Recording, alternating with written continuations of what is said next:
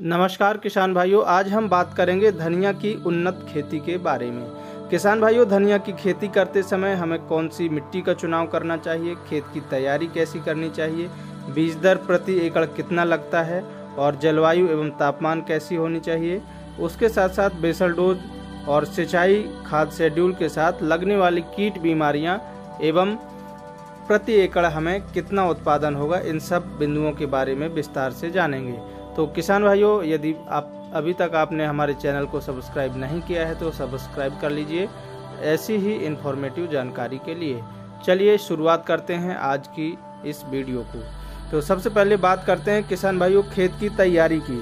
तो धनिया की खेती करते समय आपको हल्की गहरी जुताई कल्टीवेटर से करना है और उसके बाद रोटावेटर से मिट्टी को भुरभुरी बना लेना है। और रोटावेटर चलाते समय आप 50 kilogram single super phosphate powder form वाली और पूरे खेत में बिखेर दीजिए और 2 से 3 ट्रॉली गोबर की खाद किसान भाइयों, या फिर आपके पास वर्मी कंपोस्ट है तो वर्मी कंपोस्ट को अच्छी तरह से खेत में मिला दीजिए।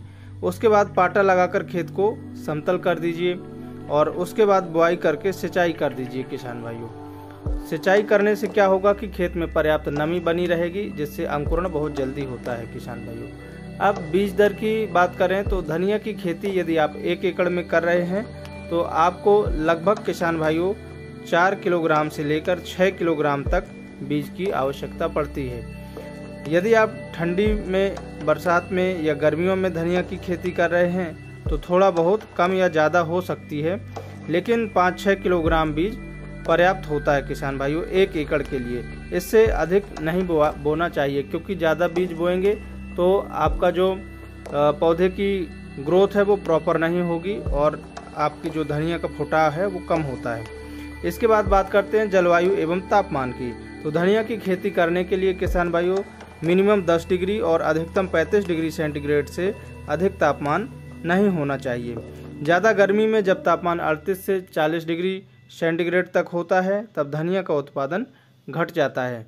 मिट्टी की बात करें किसान भाइयों, तो यदि आप धनिया की खेती कर रहे हैं तो वैसे तो सभी प्रकार की मिट्टियों में की जा सकती है, परंतु उत्तम जल निकास वाली दोमट मिट्टी जिसका पीएच मान 6.5 से 7.5 तक हो बहुत अच्छी मानी जाती है। इसमें बहुत बढ़िया उत्पादन देखने को मिलता है किसान भाइयों। अब अनुकूल समय की बात करें यदि, तो धनिया की खेती वैसे तो 12 महीने कर सकते हैं, किंतु यदि आप बारिश में कर रहे हैं तो ये देख लें कि आपके खेत में उत्तम जल निकास की व्यवस्था होनी चाहिए। पानी नहीं भरना चाहिए किसान भाइयों, क्योंकि उससे धनिया सड़ जाएगी। इसके अलावा यदि आप गर्मियों के लिए बुआई करना चाहते हैं तो मार्च अप्रैल सबसे बेस्ट होता है। इस समय यदि आप बुआई करेंगे तो रेट बहुत अच्छे देखने को मिलेंगे। वहीं ठंडियों के लिए अक्टूबर से नवंबर में आपको बुआई करनी चाहिए एवं बरसात के लिए जून जुलाई के महीने में आपको धनिया की बुआई करना चाहिए किसान भाइयों। सर्दियों की फसल बहुत अच्छी होती है लेकिन रेट कम मिलता है, जिससे हमारा जो शुद्ध मुनाफा है वो कम हो जाता है। लेकिन यदि आप गर्मियों में धनिया की खेती करना चाहते हैं तो अगेती में यदि बुआई कर देंगे फरवरी मार्च के महीने में तो आपको रेट बहुत अच्छा मिल जाता है किसान भाइयों और आपको आमदनी अच्छी देखने को मिलती है। बेसल डोज की बात करें तो बुआई के समय धनिया की आपको कोई भी रासायनिक खाद का प्रयोग नहीं करना है। हमने जो आपको खेत की तैयारी करते समय बताई थी बस वही खाद पर्याप्त होती है। अब सिंचाई की बात करें किसान भाइयों, तो गर्मियों में अधिक सिंचाई की ज़रूरत पड़ती है। यदि आप गर्मियों में धनिया की खेती कर रहे हैं तो 3 से 4 दिनों के अंतराल पर सिंचाई करना है। वहीं सर्दियों में यदि आप खेती कर रहे हैं किसान भाइयों तो 8 से 10 दिनों के अंतराल पर आप सिंचाई कर सकते हैं। खाद शेड्यूल की बात करते हैं कि 1 एकड़ में यदि आप धनिया की खेती कर रहे हैं तो कितनी मात्रा में खादों की ज़रूरत पड़ती है किसान भाइयों। तो जब हमारी धनिया की फसल 15 से 20 दिनों के मध्य की हो जाती है तब किसान भाइयों हमें 20 किलोग्राम यूरिया लेना है और 2 किलोग्राम सूक्ष्म पोषक तत्व लेना है और 1 किलोग्राम NPK 19-19-19 घुलनशील खाद, इन तीनों को मिलाकर जब लगभग हमारी धनिया की फसल 20 से 25 दिन की हो जाती है तो आपको जड़ों के पास देकर सिंचाई कर देना चाहिए। सिंचाई क्यों करना चाहिए किसान भाइयों? क्योंकि जो हम फर्टिलाइज़र दे रहे हैं वो पानी के साथ घुलकर आसानी से फसल को मिल जाए, इसलिए हमें देने के बाद सिंचाई करना चाहिए।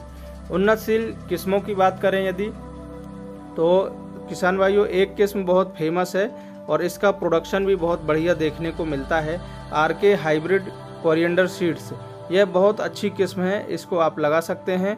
इसके अलावा आपके क्षेत्र के लिए जो सूटेबल किस्म हों उनका चुनाव कर सकते हैं, जो आपके क्षेत्र जलवायु और मौसम में बहुत अच्छा उत्पादन दे, उन किस्मों का आप चुनाव कर सकते हैं। या फिर आप देसी किस्म को भी लगा सकते हैं, लेकिन देसी धनिया में फूल जल्दी आ जाता है किसान भाइयों।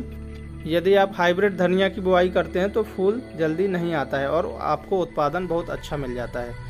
कीट एवं बीमारियों की बात करें तो धनिया की फसल में वैसे तो कीट एवं बीमारियां बहुत कम ही आती हैं, लेकिन कभी कभी रस चूसक कीट आ जाते हैं। एफिड का प्रकोप आपको देखने को मिल सकता है। बीमारियों में लीफ स्पॉट और फंगस जनित जो बीमारियां हैं वो आ जाती हैं किसान भाइयों। तो जब आपके धनिया की फसल में रस चूसक कीटों का प्रकोप हो तो आपको 30 से 35 दिन की जब हमारी फसल हो जाती है उस समय इमिडाक्लोरपिड 30% SL वाली और उसके साथ UPL की साफ फंजीसाइड आती है मार्केट में, उसको लेकर आप दोनों को मिक्स करके स्प्रे कर सकते हैं। तो इससे जो रस चूसक कीट हैं वो कंट्रोल हो जाएंगे। इसके अलावा किसान भाइयों नीम ऑयल आता है, नीम ऑयल का भी आप स्प्रे कर सकते हैं जैविक में, यदि आपको रासायनिक का उपयोग नहीं करना है तो। उत्पादन की बात करें तो हाइब्रिड किस्मों से 3 बार कटाई कर सकते हैं और यदि देसी किस्में हैं तो उनसे आप 1 से 2 बार ही उत्पादन ले पाएंगे किसान भाइयों।